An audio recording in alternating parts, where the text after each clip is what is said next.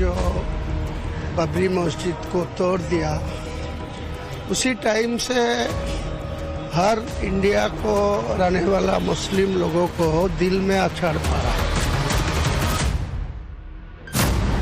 नाम हुमायूं है, जिक्र बाबर का कर रहे हैं, टारगेट अयोध्या पर है, जगह पश्चिम बंगाल की चुन रहे हैं। बाबरी मस्जिद के नाम पर वोट की खेती करने वालों की लिस्ट में एक और सियासी किरदार जुड़ गया है। मैं सीमांचल की आवाम से भीख मांगू कि मेरी झोली पैसों से भर दो, मुझे उत्तर प्रदेश में 5 एकड़ जमीन खरीद कर अल्लाह की मस्जिद बनाना है, तो खुदा की कसम 48 घंटे में इतने पैसे जमा हो जाएंगे। और कोई फैक्टर नहीं है हिंदुत्व के मुद्दे को लेकर चलना और बाबरी मस्जिद डिमोलिश करने वालों को बधाई देना, ये समाजवादी पार्टी के आइडियोलॉजी में नहीं है। अपना धर्म से कोई मानने वाला लोग कोई नया एक बाबरी मस्जिद बनाएगी, किसी को तो दिक्कत नहीं होना चाहिए। ये मुस्लिम लोगों को आवेग है। बाबर की दुनिया से रुखसती के 494 साल हो चुके हैं, मगर बाबर और बाबरी मस्जिद के नाम पर मुस्लिम वोट पाने की हसरतें कम नहीं हुई है। अयोध्या से पश्चिम बंगाल के बेलडांगा की दूरी 874 किलोमीटर है। यहीं पर जल्द बाबरी मस्जिद बनाने का दम भर रहे हैं ममता बनर्जी के विधायक। हुमायूं कबीर ने बाबर के ही नाम मस्जिद ट्रस्ट भी बनाने का ऐलान किया है। 1 करोड़ रुपए देने की घोषणा भी कर दी है। मस्जिद बनाने के लिए तारीख भी चुन ली है, 2025 की 6 दिसंबर, यानी जिस दिन अयोध्या में बाबरी का विवादित ढांचा गिरा था। ममता के विधायक का दावा है कि अयोध्या में बाबरी मस्जिद बन पाएगी या नहीं, मगर 80% मुस्लिम आबादी वाले बेलडांगा में वो ऐसा करके दिखाएंगे। कम से कम 2 एकड़ से 3 एकड़ जाएगा में 7 बीघा से 10 बीघा जाएगा लेके वो मस्जिद बनेगी। पहले मस्जिद का जो स्ट्रक्चर होगी, वो मस्जिद का स्ट्रक्चर में कम से कम 2 एकड़ जमीन लगेगी। हुमायूं कबीर कौन है? पहले इनका परिचय जान लीजिए, फिर समझ आएगा कि आखिर क्यों योगी आदित्यनाथ विरोधियों को बाबर प्रेमी गैंग बताते हैं।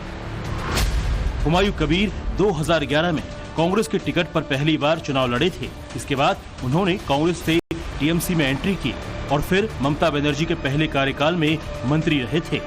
इस बार पश्चिम बंगाल के भरतपुर से विधायक बने हैं। उनके विवादित बयान अक्सर टीएमसी को मुसीबत में डाल देते हैं, जिसके लिए हुमायूं कबीर को एक बार पार्टी ने भी नोटिस जारी किया था। इसी लोकसभा चुनाव के दौरान ममता के इस एमएलए ने हिंदुओं के खिलाफ जहर उगला था। 2 ঘন্টার মধ্যে তোমাদেরকে যদি ভাগী দক্ষিণ বঙ্গাই না ফেলতে পারি, রাজনীতি থেকে সরে যাব, শক্তিপুর এলাকায় বসবাস করা বন্ধ করে দেবো।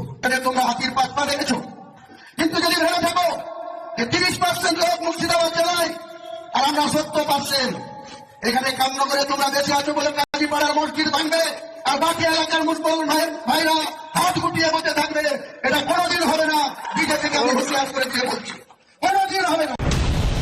बाबर के नाम पर जितना आंसू बहाएंगे, उतना ही ज्यादा मुसलमानों का वोट पाएंगे। ये वो समीकरण है जिसका गुणागणित हुमायूं कबीर जैसे कई सियासतदान लगाते रहे हैं और फिर वोटों में मजहबी रंग से इनकार नहीं करते। फिर चाहे समाजवादी पार्टी हो, राहुल गांधी की कांग्रेस हो या फिर असदुद्दीन ओवैसी, वक्त वक्त पर बाबर को जिंदा रखने की सबने कोशिश की है। इतिहास गवाह है, मुगल शासक बाबर के सेनापति मीर बाकी ने अयोध्या में राम मंदिर तोड़कर मस्जिद बनाई और उसी मस्जिद का नाम बाबरी मस्जिद रखा गया। उस विवादित ढांचे को गिरे 32 साल हो गए हैं। कभी बाबर के नाम पर या तो फिर कभी मस्जिद बनाने को बहाने बनाकर जो है मुस्लिम वोट बैंक की राजनीति आगे बगाहे जो है एक्टिव होती हुई दिखती है। शायद इसीलिए इन तमाम नेताओं में राम मंदिर के निर्माण को लेकर कोई उत्साह नहीं दिखता। अब पश्चिम बंगाल से टीएमसी के विधायक हुमायूं कबीर ने बाबरी मस्जिद का शगुफा छेड़ा तो सुर मिलाने वालों के चेहरे कैमरे पर चमक उठे। दलील ये दी जा रही है कि जब राम मंदिर पर किसी को आपत्ति नहीं, तो फिर मुसलमानों की मस्जिद पर किसी को दिक्कत नहीं होनी चाहिए। और बात क्या है, जो बाबरी मस्जिद के बारे में बोल रहे हैं ना, बात जैसे भाजपा वाले ने बाबरी को शहीद करके वहाँ राम मंदिर बनाया वोटों के लिए, अभी यह जो बनाने के बोल रहे हैं कब होगा नहीं होगा पता नहीं, जो भी होगा ये भी इसका जो एम है वो वोट।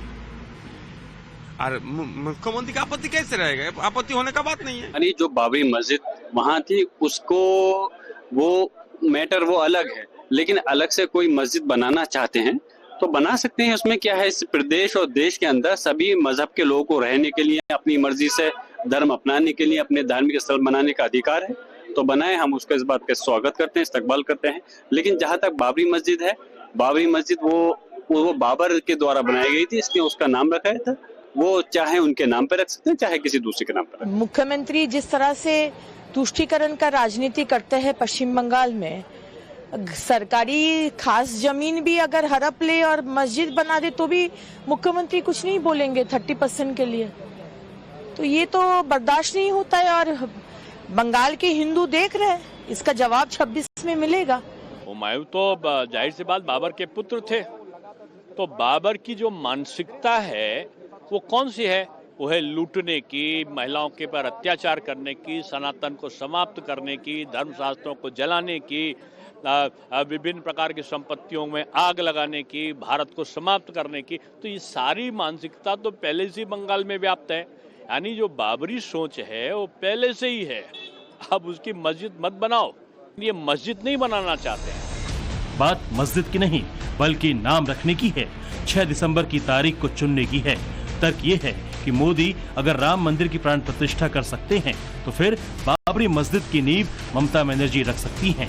हिंदू मुस्लिम के नाम पर राजनीति की दुकान चलाने वाले हुमायूं कबीर का चाल चरित्र और चेहरा क्या है, वो उनके इस बयान से समझ लीजिए।